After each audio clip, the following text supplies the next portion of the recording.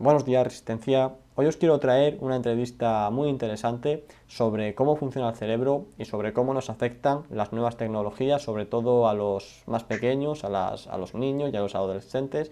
Y para eso os he traído aquí a Juan, que es una persona que lleva estudiando este tema bastante tiempo. También me ha comentado que ha dado muchas conferencias sobre el mismo. Y bueno, Juan, un saludo, ¿qué tal estás? Hola Sergio, ¿qué tal? Muy bien, y tú, muchas gracias por la presentación. Pues no, bueno, si nos quieres explicar brevemente sobre qué has estado, cuáles han sido tus estudios estos años Vale. con este tema.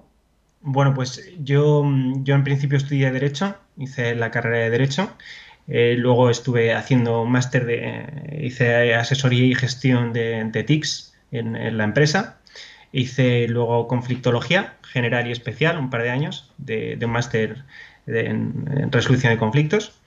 Em, Luego estudié, que fue cuando empecé a dedicarme a todo esto, estudié neuropsicología clínica, son 2 años, neuropsicología general, neuropsicología clínica, y luego ciencias cognitivas.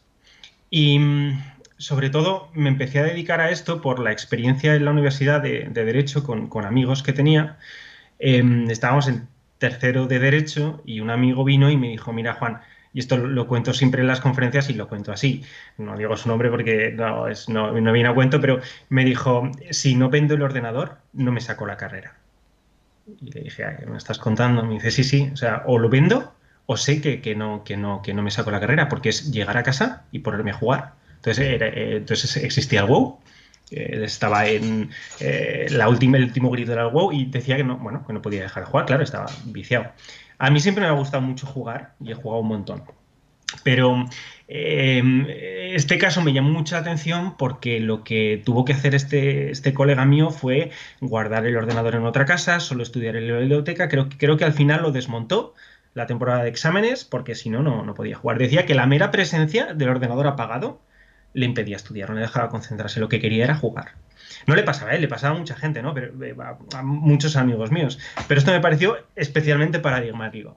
Entonces, con el tiempo empecé a interesar por el tema, empecé a leer y entré en contacto con una fundación que estudiaba, bueno, se dedicaba a la defensa del menor en el medio audiovisual y quería proteger pues, a los menores de los contenidos más menos apropiados, de la publicidad engañosa, bueno, pues la pornografía pero les preocupaba especialmente el ascenso de los videojuegos y del abuso del uso de videojuegos por jóvenes, por niños, ¿no? Y sobre todo qué es lo que ocurría en el cerebro. Entonces empecé a leer y caí en un libro de un señor que se llama Manfred Spitzer, que es un alemán, psiquiatra alemán, que es jefe de la unidad de trastornos de personalidad y adicciones en un hospital de Alemania.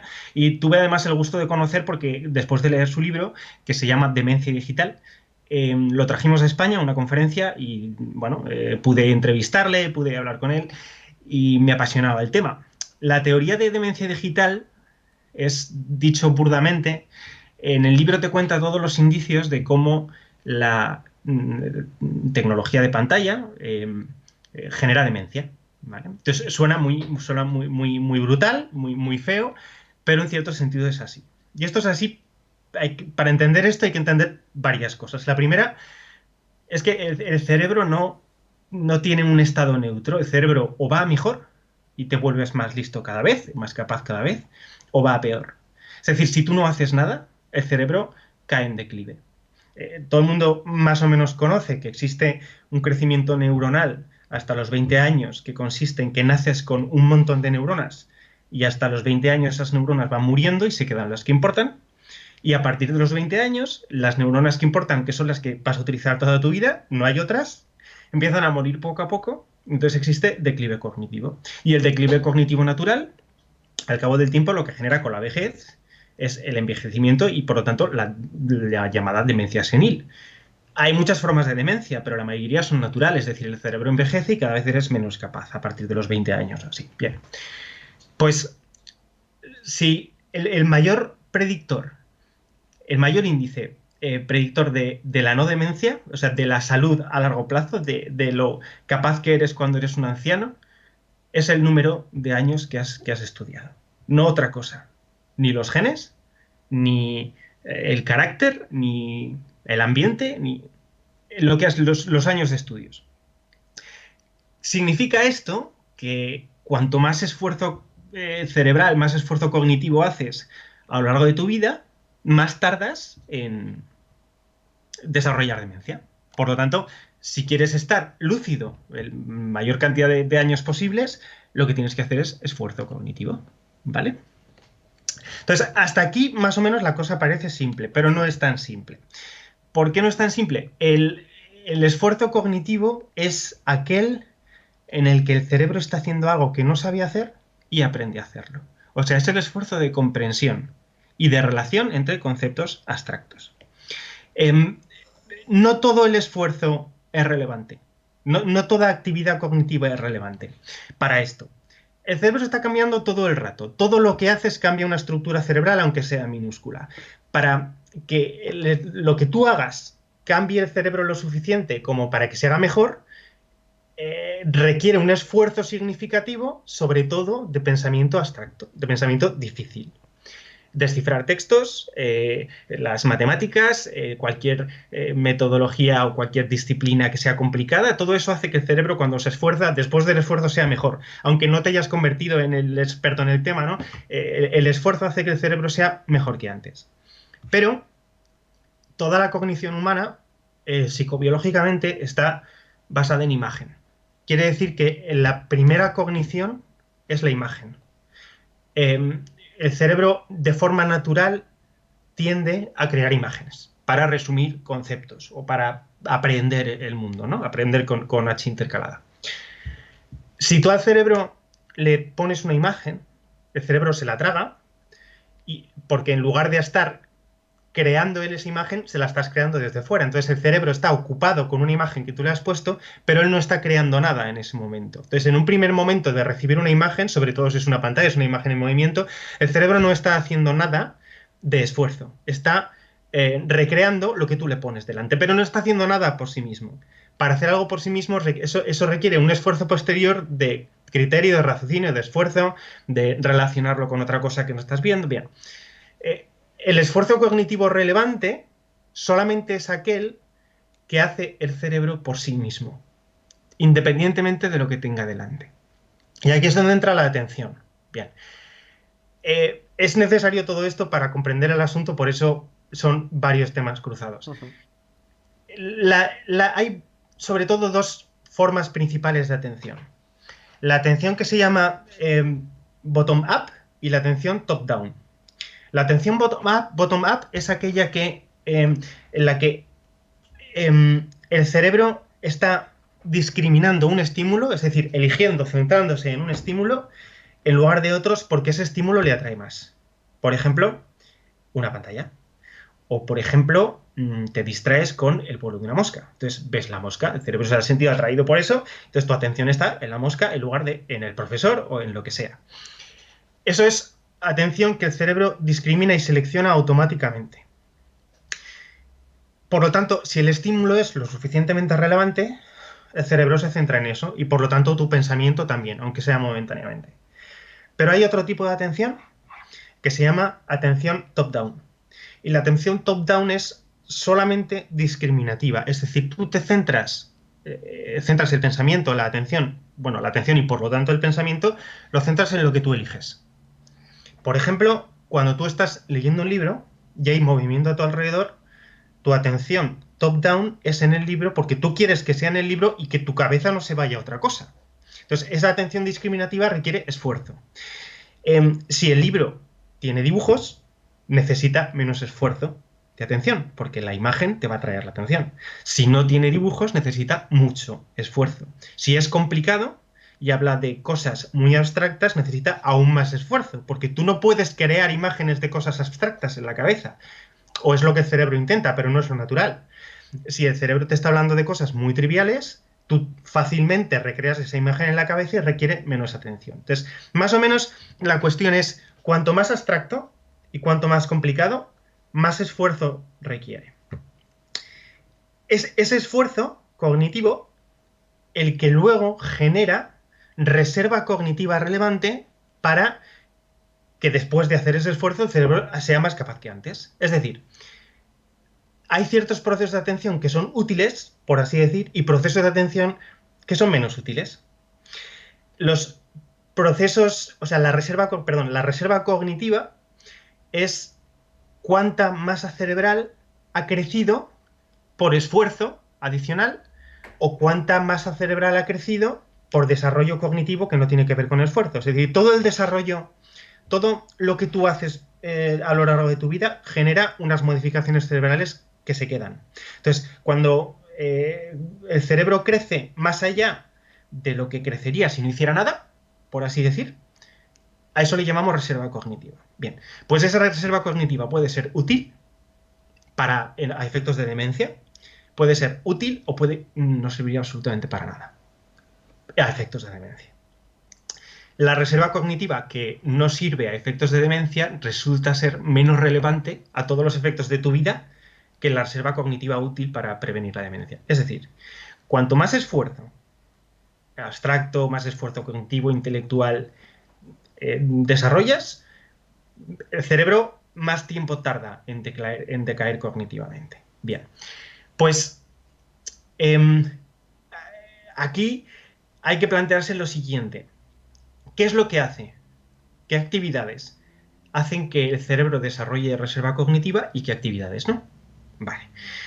Pues digamos que hay 3 actividades principales humanas que son las más necesarias para que el cerebro luego se desarrolle, para que se desenvuelva cada vez mejor que en el mundo. Es decir, seas mejor cerebro y por lo tanto mejor persona. Que son, la primera, la actividad intelectual abstracta, que suelo decir abstracta, pero quiero decir complicada. Pues leer textos que sean difíciles, cosas que sean un poco difíciles de entender. Matemáticas, ciencias, filosofía, algo que te exija esfuerzo intelectual, leer. Esa es la primera. La segunda es actividades físicas con el entorno.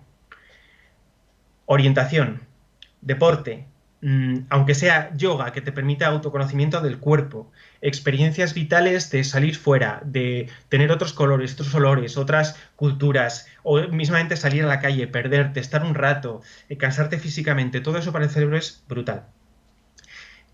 Y la tercera son las relaciones personales, porque las relaciones personales son muy complicadas. Por eso hay personas conocidas con las que tenemos confianza y personas desconocidas con las que no tenemos confianza. Crear confianza y crear una relación y cultivar una relación sana con una persona es difícil, muy difícil. Y eso lo más difícil de hacerlo es en persona. Porque ver a alguien, conocer a alguien por internet, por ejemplo, es muy fácil porque no estás en persona, pero conocer a alguien en persona es más duro, ¿no?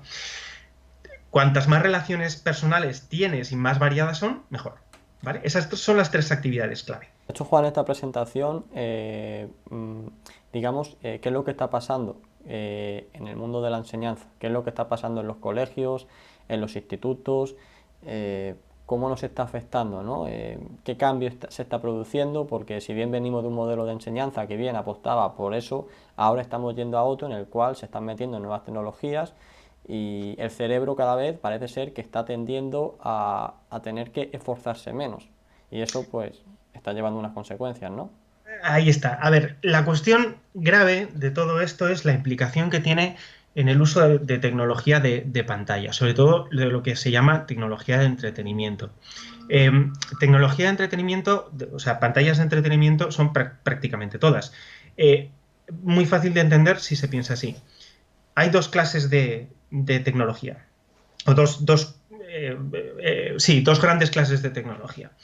La que sirve para que hagamos cosas que nosotros no sabemos hacer por nosotros mismos, como por ejemplo grandes cálculos matemáticos, o de un ordenador, están los avances tecnológicos que permiten, por ejemplo, nanomáquinas, está pues, ingeniería genética, todo el desarrollo técnico y tecnológico que nos permite ir más allá de lo que son meras capacidades humanas.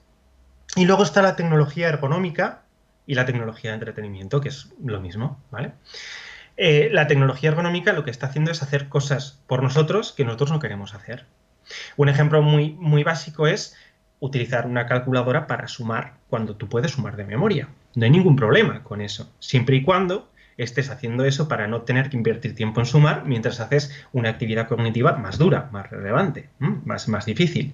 Pero hay una tecnología que está diseñada solo para jugar y que no desarrolla el cerebro en absoluto porque solo estás jugando. Por ejemplo, bueno, no sé, ver una película. Pero una película es entretenido, pero desde luego no es lo mismo que leer un libro. Para el cerebro no lo es, ¿vale? Entonces, si la tecnología no se relega a únicamente aquello que no podemos hacer, estamos haciendo que la tecnología haga cosas por nosotros. Si eso lo trasladamos al ámbito de la imagen, también ocurre con el pensamiento. Si el cerebro humano lo que hace es intentar crear conceptos abstractos e imágenes en la cabeza que le permitan explicar el mundo, si tú le pones una imagen en la cabeza, el cerebro no está haciendo su trabajo, que es lo que tiene que hacer. Entonces, empezamos, ya hace un tiempo que ocurre esto, yo llevo, no sé, más de 5 años estudiando el tema, que resulta que estamos confundiendo que el cerebro esté satisfecho con algo a que el cerebro esté haciendo algo, que no es lo mismo. Porque hay actividades que en el cerebro molan un montón, son muy chulas, son muy divertidas, pero no están desarrollando el cerebro para nada. Lo único que desarrolla el cerebro es el esfuerzo. Si no hay esfuerzo, no hay desarrollo cerebral. Hay otra cosa. Hay un cambio, pero no es un cambio relevante a efectos de reserva cognitiva. Entonces, en la escuela, en la educación o en la infancia o en donde sea, estamos sustituyendo actividades de recreación, de juego, de relación, por actividades tecnológicas que parece que son eso, pero no son eso. Es decir, tenemos un montón de cerebros mirando pantallas y esos cerebros no están haciendo nada. Creen que lo están haciendo, pero no están haciendo nada. Entonces, estamos intentando, por algún motivo, o creemos que se puede sustituir o se puede eliminar el esfuerzo intelectual. Y eso no es verdad. Es que no solamente no es verdad, sino que si lo haces o si lo intentas, lo que estás haciendo estás creando cerebros incapaces. Estás creando idiotas. ¿Vale? Si una persona, el efecto Google o el efecto Wikipedia, del que se escribía mucho hace muchos años, ahora ya no se escribe, parece que a nadie le importa, pero sigue ocurriendo exactamente igual, que es por el mero hecho de tener la información en la Wikipedia o en un enlace o en un pendrive o tal, tendemos a no recordarlo. Esto es natural, es claro que pasa eso, pero no es bueno que pase.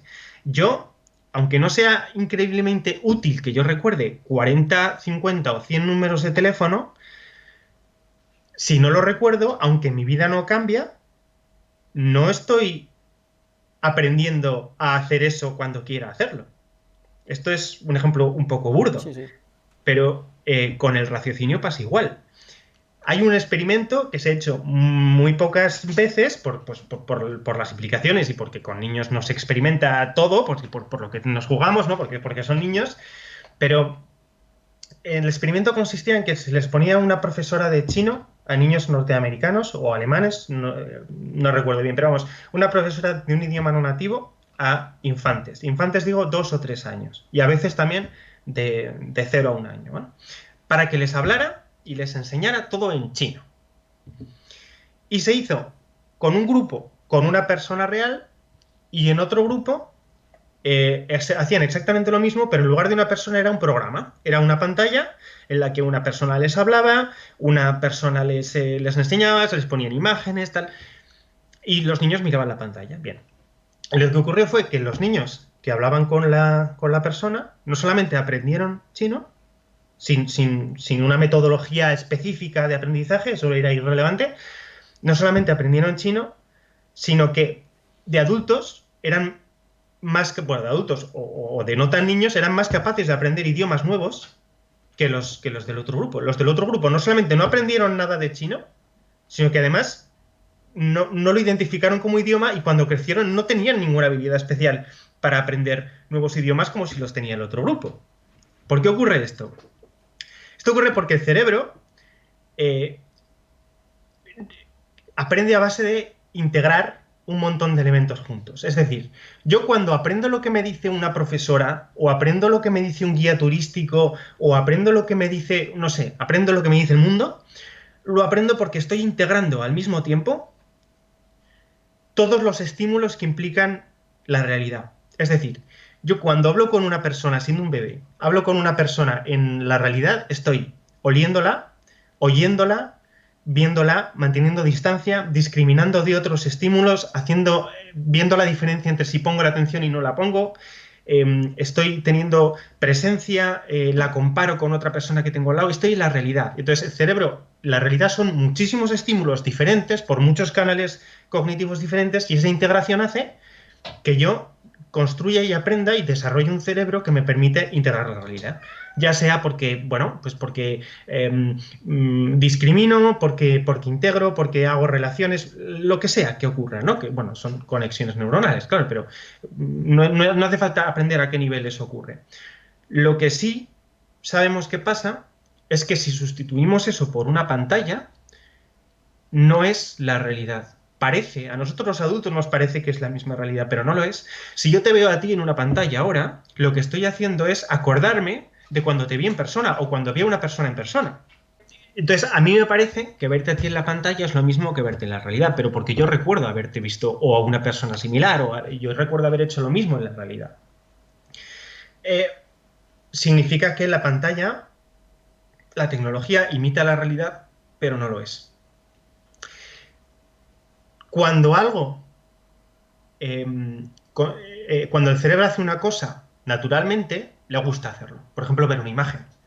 O, por ejemplo, no sé, cualquier cosa que tenga que ver con un instinto. La imagen es un instinto. Entonces, si yo le pongo al cerebro una imagen, como os he dicho antes, no está haciendo su trabajo. Pero le parece que sí. Le encanta porque está funcionando sin necesidad de esfuerzo.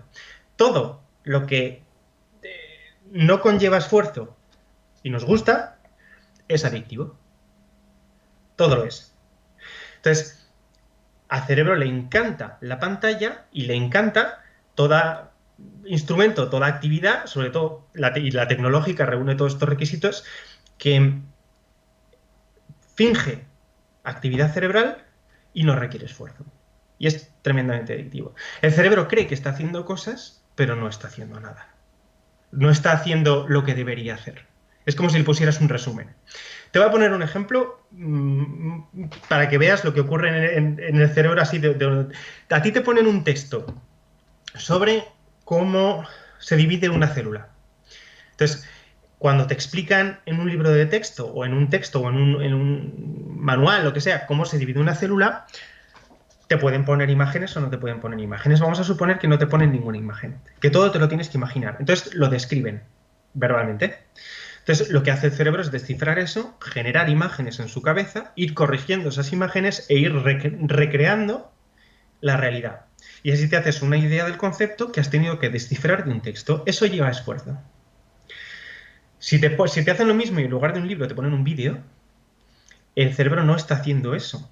Estás viéndolo y como lo ves, no solamente no haces la transición de esfuerzo, que es lo que genera reserva cognitiva, sino que el cerebro cree que eso que tú estás viendo lo estás haciendo tú. Y no es cierto, te lo están poniendo. Retienes muchísimo menos información ahí porque no la has hecho a través de esfuerzo. Es como el esfuerzo físico. Tú puedes correr o ir en bici. Entonces, ir en bici, haces esfuerzo, pero te puedes recorrer 1000 kilómetros y no has hecho el mismo esfuerzo que si lo haces corriendo. Bueno, pues es parecido. Cuando te ponen un vídeo, está muy bien, pero el cerebro se está centrando en la imagen, le entran igual las palabras o los sonidos del vídeo, pero no existe un esfuerzo de integración. Por lo tanto, la capacidad cognitiva con la que sales después del vídeo y la capacidad cognitiva con la que sales después del texto, es un resumen, porque no es muy relevante un texto o un vídeo, no es la misma. Lo que ha hecho el cerebro no es lo mismo. Y de hecho, Juan, perdona que te corte, pero estamos viendo cómo estas nuevas tecnologías aproximadamente empezaron a entrar hace 9, 10 años a los centros de enseñanza y vemos cómo podemos ver que cada vez que actualizan el coeficiente intelectual, hablo de aquí en España, pero pasará en todos los países igual, cada vez que lo actualizan va a menos. Cada vez que sacan un nuevo informe PISA va a menos y parece ser o podría haber una relación entre cómo se está metiendo esta nueva enseñanza con dispositivos electrónicos que mucha gente dice que es el futuro y que tenemos que apostar por ello, porque aprendiendo jugando se aprende mal, etcétera, etcétera, pero luego los resultados vemos como que cada vez son peores y la gente cada vez tiene más déficit de atención, entre otras muchas cosas. Sí, mira,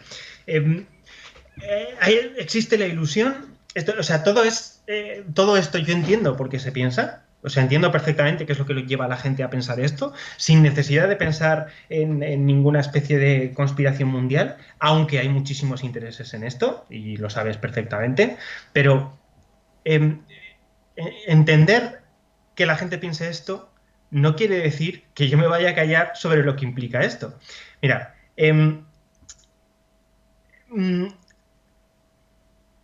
si aún no se puede eliminar el esfuerzo del aprendizaje, es que no se puede, es que si no hay esfuerzo no se aprende. ¿Que jugando se aprende? Sí. ¿Que jugando se aprende y es más divertido aprender jugando que aprender sin jugar? Pues claro que es más divertido, pero es que no se trata de eso, es que no se trata de que se diviertan, es que el entretenimiento es entretenimiento y el esfuerzo es esfuerzo, y son dos cosas que no se parecen. Puedes juntarlas e intentar que la cosa sea más sencilla, pero el esfuerzo no va a ser divertido nunca. Si eliminas esfuerzo, vas a eliminar inteligencia, vas a eliminar capacidad, vas a eliminar desarrollo. Y la gente está completamente convencida de que la tecnología de pantalla es lo más de lo más de lo más, y yo lo que veo, y si no, que venga alguien y por favor, que venga alguien y que me enseñe cómo no es así, que toda la literatura al respecto lo único que dice es que sí, bueno, está claro que las pantallas les motivan muchísimo, que les divierten un montón, y está claro que es muy chulo. Y muy caro, también es muy caro. Pero también dicen, además, que hay que enseñar a los chavales a utilizar tecnología. Y yo no conozco a ningún chaval que no sepa utilizar tecnología. A mí dime un niño, me da igual la edad, al que le des una tablet y no sepa usar una tablet. Dice, no, hay que aprender a que las usen bien, digo, y que las usen bien, ¿qué quiere decir? Bueno, pues que hagan algo productivo con ellas, que aprendan a manejarse con el mundo. Digo, pero a manejarse con el mundo es a manejarse con el mundo, no con la tecnología. O sea, la tecnología se fabrica para que sea fácil, no para que sea difícil. No tienes que enseñarles a hacer cosas fáciles. No te van a dar clases de Wikipedia o de cómo buscar en Google. Eso, aparte de elemental, no es una actividad educativa. Me refiero escolar, tal vez es una actividad educativa, pues a lo mejor familiar o de conducta. Digo, no me estás diciendo, no, es que, pero está claro que aprenden más. Digo, no está claro que aprenden más. Lo primero, porque los informes PISA son un desastre y los informes relativos a uso de tecnologías son un desastre. No hay ni un solo que me digas estudio en el que con tecnología se haya demostrado que aprenden más que sin ella. Lo primero, porque no es verdad.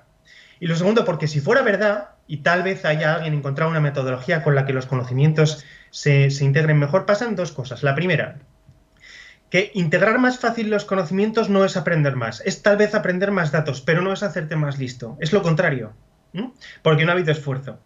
Y lo segundo, los estudios y la gente o quien sea que diga que con tecnología aprenden más, digo, ¿cómo has comparado lo que les has enseñado con tecnología?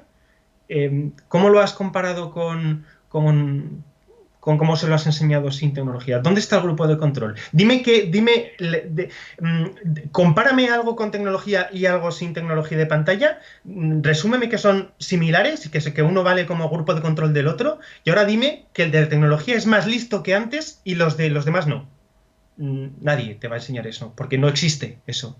Lo primero, porque lo normal es que en este tipo de experimentos se llegue a la hipótesis nula y digas, pues no está claro, o sea, sí que hay un cambio, tal, cuestiones metodológicas, no sé qué, pero yo no veo a nadie que me diga, sí, mira, cuando le pongo tecnología, el cerebro es más listo. No, es que lo único que veo son estudios de lo contrario. Es decir, tú sustituyes el esfuerzo cognitivo general, en lugar de leer, les pones vídeos, y yo te doy mi palabra de que no se hacen más listos con vídeos que sin vídeos. O sea, mi palabra, y no hace falta mi palabra, es que eso se puede demostrar.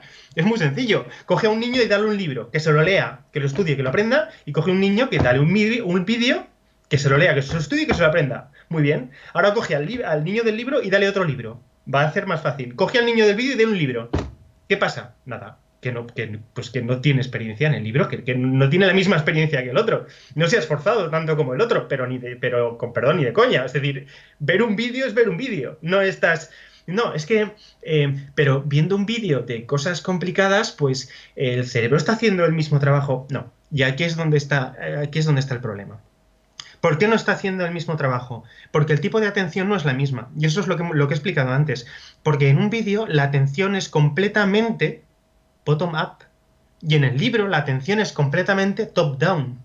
Bueno, no completamente, pero básicamente. O sea, la atención relevante en un libro es top-down. Y la atención relevante en un estímulo de pantalla, de juego, de tal, no sé qué, es bottom-up. Entonces, el bottom-up no requiere esfuerzo, ninguno. El top-down, todo. O sea, todo es esfuerzo en atención top-down. Porque todo lo estás creando tú primero, lo estás comparando con la realidad y estás en el top-down, todo lo haces tú primero, eso conlleva esfuerzo, luego lo comparas con el mundo real, por lo tanto, lo descifras del mundo real, lo integras, lo relacionas y es así como se aprende y como se genera cerebro. O sea, literalmente cerebro, reserva cognitiva. Quien está viendo un vídeo no está haciendo eso. Por lo menos, ni de casualidad al mismo nivel. O sea, ¿está viendo cambios cerebrales cuando ves una pantalla? Sí. ¿Son relevantes? Ni la mitad que cualquier otra cosa. Pero ni la mitad. Y cuando digo ni la mitad, de hecho, es descartable, es despreciable. Luego, A Juan, efectos de reserva, ¿eh? hemos estado hablando también, por poner otro ejemplo sobre lo que estás comentando, de cómo está, por ejemplo, Corea, que es un país que está muy tecnologizado, Mm, los problemas que están teniendo después de que han tenido ya generaciones que se han hecho adultas, por así decirlo, que han estado mm, expuestas a grandes periodos de tiempo mm, centrados solamente en este mm, caso, pues videojuegos o en sistemas de aprendizaje basados en pantallas, ¿no? Y cómo han mm, llegado a una edad adulta totalmente machacados y sin ningún tipo de capacidad mm. de retención, creo que has Sí, comentado. sí, a ver, aquí sobre todo hay que tener, antes de esto, hay que tener en cuenta una cosa. Sí. Todo el efecto el que describe Manfred Spitzer en el libro o el de lo que habla Gary Small, Gary Small es un periodista que investigador muy bueno que también tiene un libro sobre todo esto, de hace muchos años, hace 10 años de estos libros, ¿eh? No te vayas a pensar que esto es nuevo o algo así, hace una barbaridad de tiempo. Toda esa demencia digital, que no es demencia, pero que efectivamente no es no demencia, es otra cosa, que provoca la tecnología de entretenimiento reversible. No es como cuando la demencia que te puede provocar una droga, por ejemplo, yo que sé, mucha marihuana o mucho ácido o cualquier droga en el cerebro te lo destruye físicamente porque te lo agota químicamente, biológicamente las neuronas se mueren más rápido. Eso no eso es muy duro porque estás destruyendo activamente el cerebro. No es lo mismo que el declive pasivo de no hacer esfuerzo. El declive o el efecto en el cerebro de la tecnología que impide el esfuerzo es reversible. O sea, si tú llevas 2 años estando delante de la Play jugando como un... Bueno, pues a lo mejor has perdido 2 años de esfuerzo cognitivo, pero no es irreversible. Tú, acto seguido, cambias de vida, te pones a leer, te pones a estudiar, te pones a relacionarte y te recuperas y ya está. Lo único que has perdido es tiempo.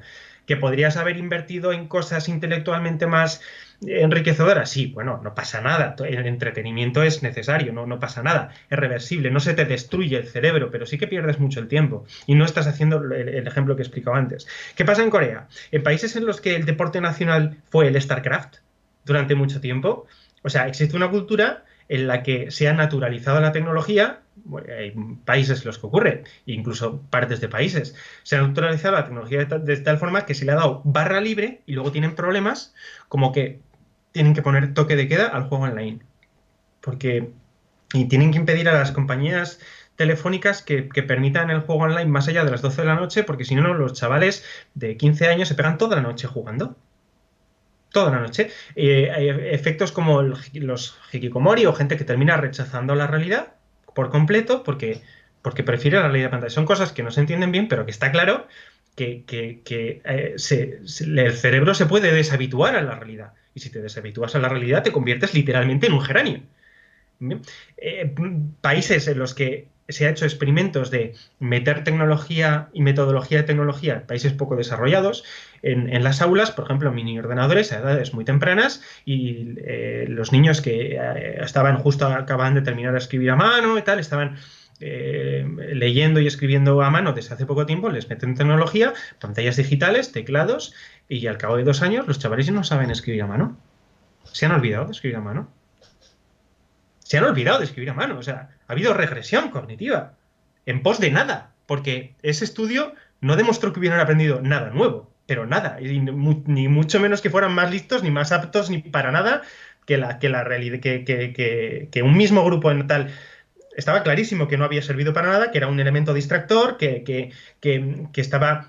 Leer y escribir es insustituible para el cerebro. O sea, escribir es una actividad que no sirve solamente para comunicar palabras y para plasmar pensamientos. O sea, son muchísimas actividades de integración cognitiva, psicomotricidad fina, pensamiento abstracto, lenguaje, que es una aptitud específica diferente del pensamiento abstracto, gramática, correlación, coordinación, sintaxis. Eso es el mayor trabajo que puede hacer el cerebro, es leer y escribir.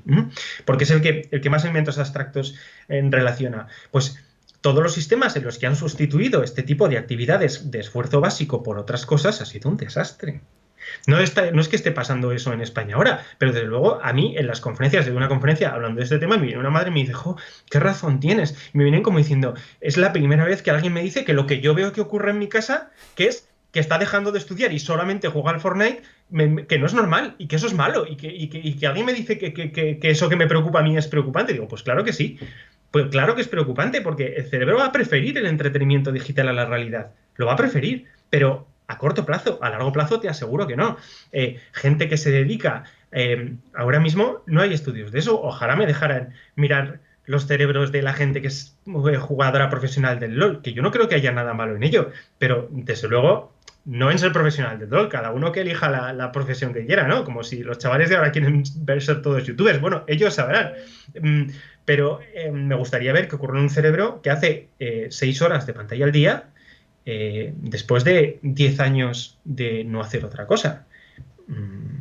Pues hay indicios de que eso puede ser reversible, pero muy duro, porque luego, cuanto más mayor eres, más te va a costar readaptarte a la realidad y aprender otra cosa útil, por ejemplo. Entonces, yo no veo claro que la tecnología mejore el cerebro en absoluto, sino que más bien todo lo contrario. O sea, convierte partes... no se me ocurre otra mejor analogía. Convierte partes del cerebro en geranios, en plantas, en cosas absolutamente pasivas. Lo que estamos haciendo es con la pantalla satisfacer el instinto mental de la imagen. Y si el cerebro está contento o siente que está haciendo cosas, no le importa por qué está haciendo, porque está contento. Si le metes a un ratón o a cualquier mamífero inferior o superior electrodos en la parte del cerebro que le provocan orgasmos o en la parte del cerebro que le satisface el hambre, para que le provocas que ese botón finja, que el cerebro finja que no tiene hambre porque está satisfaciendo con electrodos esa parte del cerebro, los ratones se mueren. Uno aprieta el botón produciéndose orgasmos hasta que se muere y el otro no come porque el cerebro está contento. Entonces, como no tiene hambre y cree que está saciado, pues está saciado y no come.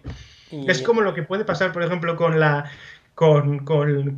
anorexia o la bulimia, que es una barbaridad cerebral que provoca que el córtex frontal esté completamente en guerra con la parte del cerebro que controla los impulsos, la amígdala. Entonces, es una batalla entre lo que el cerebro está preparado para querer y que la cosa funcione y lo que el cerebro está racionalizando qué quieres hacer. O sea, estás cortocircuitando al cerebro y le estás impidiendo que funcione de forma natural. Y eso, o sea, aunque el ejemplo del ratón sea un poco extremo, si tú al cerebro le finges que está haciendo esfuerzo cognitivo, va a creer que estás haciendo el esfuerzo cognitivo. Y el efecto Google o el efecto Wikipedia, el hecho de que por tener la información resumida el cerebro crea que la tiene todo, existe, es un efecto real. Pero no tienes la información, no sabes, no has aprendido nada, solamente está ahí y lo parece. Pero el cerebro cree que sí, entonces vas a creer que eres más listo, te vas a creer increíble. O sea, dice, a mí me duele muchísimo una frase que digo, dice, no, claro, es que los chavales ahora tienen una extensión de memoria en el móvil porque tienen ahí toda la información del mundo. Digo, mira, vamos a empezar. Lo primero, el 90%, 99% si quieres, de lo que hay en Internet es basura. Basura o copias de un trabajo original.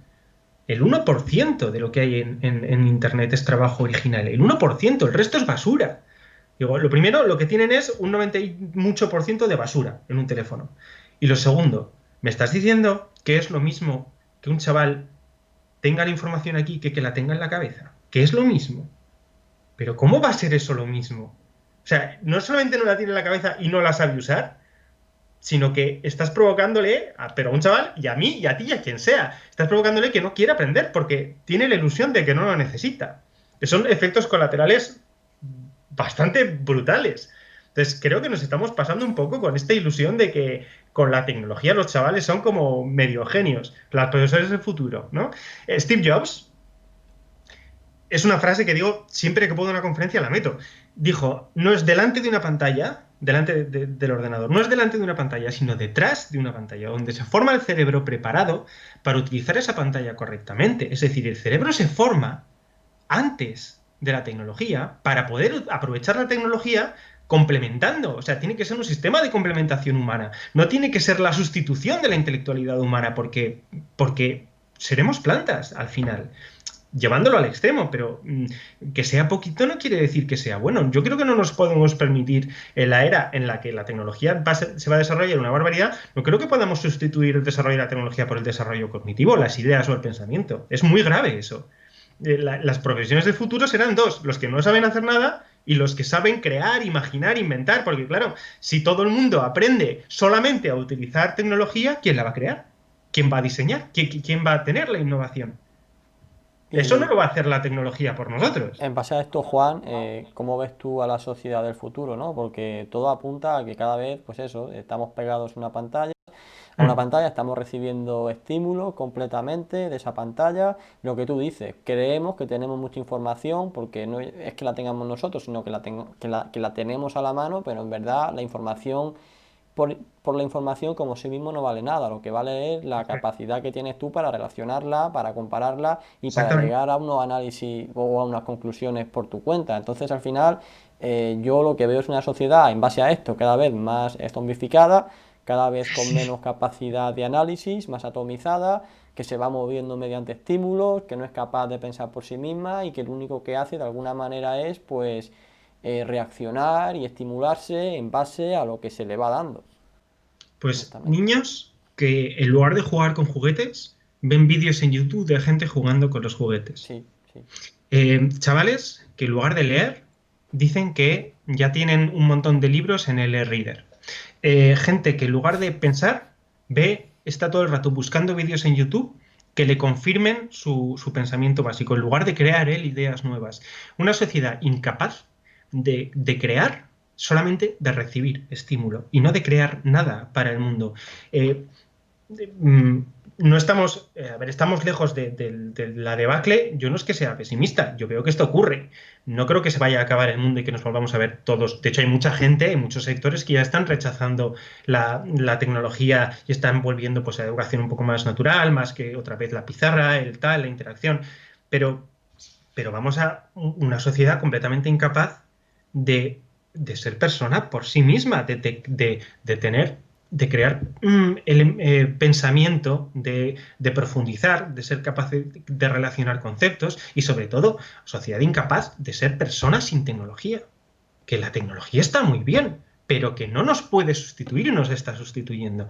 Una generaciones y generaciones de chavales que van a creer, o sea, van a creer que son estupendos, que son maravillosos, que pueden hacer tecnología y que no van a saber hacer nada. Y profesores me cuentan, mi padre mismo es profesor, es filósofo también, escribe y piensa mucho en esto, supongo que algo heredado. Mi padre dice, sí, sí, sí, la tecnología funciona maravillosamente bien, pero no saben utilizar Word. Bueno, o sea, buscan en Google y miran dos acepciones, se meten en la primera y no saben lo que es una fuente original. No saben contrastar fuentes, no saben, no es que no sepan hacerlo, que no saben, sino que no saben lo que significa contrastar fuentes. O sea, un pensamiento que es completamente superficial y es estético, basado únicamente en el impulso, por satisfacer un impulso, como los ratones, eh, en buscar imagen en lugar de crear imagen y en el recibir facilidad en lugar de enfrentarse a lo complicado. Si es que aquí no se trata de que te esfuerces hasta que consigas demostrar el teorema de Fermat, si no es eso, es que el esfuerzo cognitivo hasta que aprendes siquiera lo que es el teorema de Fermat, ese esfuerzo es relevante, te hace más inteligente. El hecho de buscar en Wikipedia qué es el teorema de Fermat, quedarte con la definición y no comprender nada, no sirve para nada. Eso es lo mismo que ver una foto, o sea, no te está desarrollando el cerebro para nada. Spitzer llama demencia digital muy bien, que es a una demencia anticipada porque el cerebro no ha generado suficiente reserva, no se ha esforzado lo suficiente como para que aguante aguante sano el tiempo suficiente. Entonces se adelanta la edad de demencia. Estamos viendo cómo hay niños que son incapaces niños y niñas que son incapaces de la relación con iguales en persona porque solamente lo hacen con redes sociales. Pero cuando dices incapaces de la relación en persona, no es para decir, uy, claro, es que se están habituando mucho las relaciones sociales, a las redes sociales. Habrá que entrenarles a utilizar. Digo, pero que no estás pensando en lo que está ocurriendo. Estás diciendo que lo único que tiene que saber hacer un chaval, que es relacionarse con sus iguales, a los 5 años lo único que tienes que saber que aprender a hacer, no lo está haciendo. O sea, no es como si coges, no sé, cualquier animal y le privas completamente de su entorno. Es una barbaridad eso, que un chaval no se sepa relacionar, que es lo único que tiene que hacer con sus iguales, que es la relación más trivial del mundo. Pues, pero ¿cómo va a saber hacerlo de mayor? Y luego que en países como Japón, por ejemplo, no hay natalidad. Hay muchos países en los que está descendiendo la natalidad. No hace falta ponerse en complicadas situaciones sociales, no, es que la gente no se relaciona. No se relaciona, no se ve como personas. ¿Cómo van a hacer? ¿Cómo van a tener hijos? Es imposible completamente. Si la gente no aprende a pensar, ¿cómo va a comprender? Nada del mundo. ¿Cómo dice las profesiones del futuro? Pero las profesiones del futuro tendrán que ser profesiones en las que se creen cosas nuevas. ¿Quién va a hacer eso? ¿Quién? Un ordenador no lo va a hacer. Si generamos una generación entera que espera que Wikipedia le dé la información, ¿quién va a generar esa información? Si ya tenemos problemas en crear contenidos relevantes hoy en día, pues dentro de 30 años, pues no lo sé, imagínate, ¿no?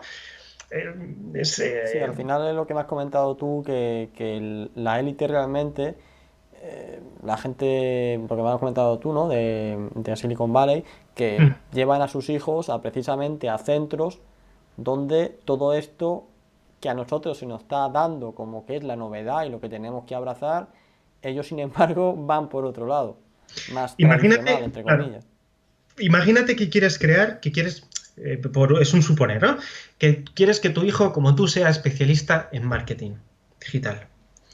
Tienes muchas opciones, pero tienes dos opciones.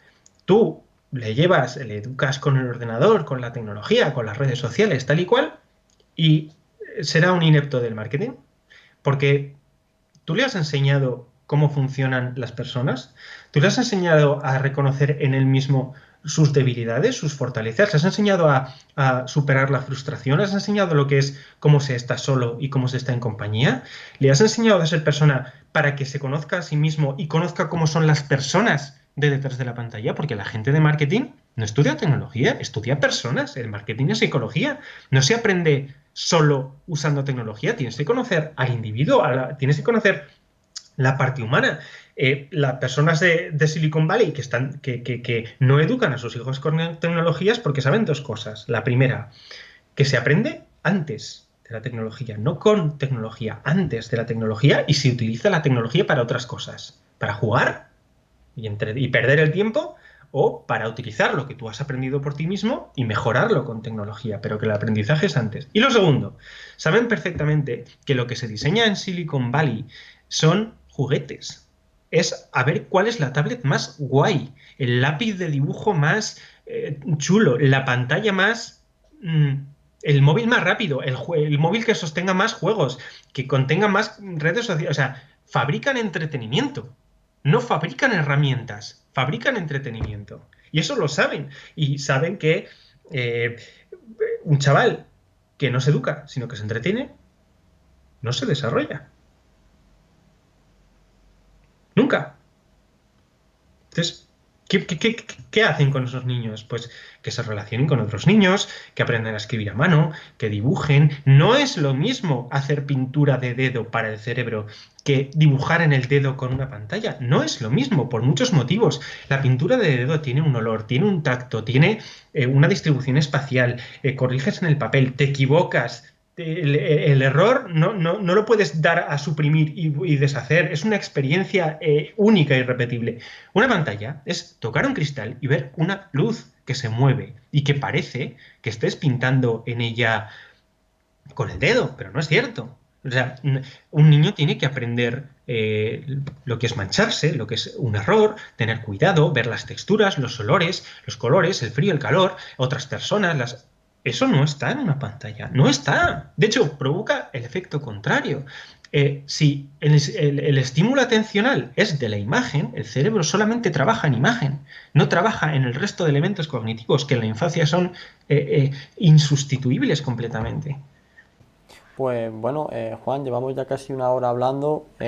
No sé si te has dejado algo, pero en cualquier caso sí que me gustaría terminar el vídeo, aunque ya lo has comentado un poco al principio, por esos consejos, ¿no? Por esos ejercicios que todos podemos hacer para... Mm, Porque es como has comentado tú, al final en la sociedad que vivimos no utilizar la tecnología resulta prácticamente imposible y es mm, necesaria para muchos aspectos. Lo que sí que hay que evitar, ¿no? Pues que ya desde los niños, desde los bebés, desde un año hasta los 5 o en su etapa más primaria, que estén totalmente absortos por la tecnología, con tablets, con teléfonos, que ya no vean otra cosa, que ya no jueguen, que ya no se relacionen, mm. pero ya, que eso ya me parece que queda claro y que todo el mundo lo sabe, pero ya, ¿qué ejercicios podemos seguir haciendo, ¿no? Para mantener a nuestro cerebro activo, cuanto menos? Se ha escrito mucho y hay muchos libros que te que te pueden hacer. Mira, es relativamente fácil. Relacionar, que se relacionen con otras personas en la realidad, que estén desconectados, que tengan grupos de amigos, que hagan deporte, que conozcan su propio cuerpo, que hagan gimnasia, que se superen, bailar, correr, gimnasia, todo eso es fenomenal para el cerebro. Es una maravilla porque es sano, genera nuevas neuronas, o sea, es tremendamente sano. La relación personal, el ejercicio físico y luego el esfuerzo intelectual. Da exactamente igual lo listo, lo tonto, lo mediocre, lo que seas. El esfuerzo se recompensa siempre. Coge algo que sea difícil y descífralo. Intenta leer, intenta todo el rato concentrarte en un texto que no entiendes. No hace falta que no lo entiendas. Comprenderás poco a poco cómo el esfuerzo te hace indefectiblemente más listo. Y eso lo vas a ver. Pero nunca jamás te vas a dar cuenta de cómo te haces más tonto. Eso nunca lo es. Porque ser más tonto es cada vez darse cuenta de menos cosas. ¿Cómo te vas a dar cuenta de que te das cuenta de menos cosas? No puedes. El esfuerzo intelectual es leer textos difíciles, en matemáticas, no sudokus, ni juegos de ingenio, no. Intenta descifrar, intenta comprender nuevos idiomas. Si nunca has estudiado matemáticas, estudia matemáticas. Si nunca has estudiado filosofía, estudia filosofía. Dibuja. Que no sabes dibujar, da igual, inténtalo. Dibuja, pinta, que te salga un churro, no importa. Diviértete con la experiencia. Si eres una persona de letras, coge cualquier cosa de ciencias y métete ahí y no entiendas nada, no importa, intenta descifrar, intenta comprender. ¿Tendrás una idea equivocada? Mejor que si no la tuvieras. ¿Eres una persona de ciencias? Haz artes, baila, yo qué sé, cógete a la fenomenología del espíritu y empieza, no entenderás nada, no importa, compártelo, crea fuera de la pantalla, intenta ampliar lo que tu cerebro hace simplemente como pura experiencia. El esfuerzo, todo el esfuerzo, sí se recompensa. La pantalla no te recompensa nunca jamás. Es como el caramelito, es la golosina visual y es necesario el trabajo cerebral. No pasa nada, jugar está bien. Yo he jugado muchísimo, soy consumado gamer, mm, pero de verdad que hay que compatibilizar la actividad lúdica con esfuerzo intelectual. Si es que es desde toda la vida. A mí me han dicho en la escuela hay que leer libros, hay que estudiar, el esfuerzo merece la pena.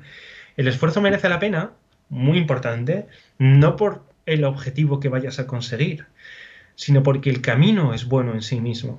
Porque el esfuerzo es bueno en sí mismo aunque luego no consigas lo que tú querías. El esfuerzo es bueno para el cerebro. El esfuerzo intelectual es bueno para el cerebro. No tienes que ser un genio, no tienes que aprender todo lo que hay en el mundo. Eso es irrelevante. Lo importante es el esfuerzo. Te hará más capaz de tener más amigos, de ser más feliz, de abrirte al mundo, de comprender. Te hará más capaz de que cuando haya algo nuevo en tu vida, te puedas adaptar más rápido y saques algo bueno de ello. Y no que la tecnología te consuma a ti, saque lo tuyo bueno para quedárselo a ella. Pues, pues muchas gracias, Juan. La verdad que ha sido un placer tenerte aquí. Yo he aprendido mucho contigo, ya no solo lo que se ha visto aquí en el directo, pero antes hemos estado hablando cerca también de una hora. Y bueno, Sí. pues espero que a la gente le haya resultado interesante todo este tipo de esta conversación y este tipo de conocimiento y de consejos, porque sin duda el mundo que viene, y ya no sobre todo para nosotros, que nosotros pues bueno, ya no hemos pasado, ¿no? De alguna Mm. manera, aunque yo creo que el aprendizaje nunca hay que dejar de aprender, siempre hay que seguir aprendiendo cosas nuevas independientemente de la edad, pero bueno, que ya hemos Y más tú, terminado. que estás ahí en el meollo de Claro. conocer lo nuevo y de estudiarlo todo. Está muy bien, aportas un montón. Estos canales sí que merecen la pena. Pues muchas gracias, Juan, pero A ti, muchas gracias por lo que todo. decía es que nosotros ya hemos pasado nuestra etapa formativa en el Eso colegio y en es. el instituto. Claro. Lo que hay que estar un poco atento es a estas nuevas generaciones, ¿no? Que vienen ahora y que se van a comer pues todo ese tipo de experimentos que veremos a ver cómo terminan. Así que si nosotros desde aquí pues podemos ser conocedores de ese problema e intentar pues ayudar a nuestros hijos, conocidos, etcétera, etcétera, pues sin duda creo que mejoraremos la sociedad. Así que nada, Juan, muchísimas gracias por haber venido. A vosotros y a ti especialmente.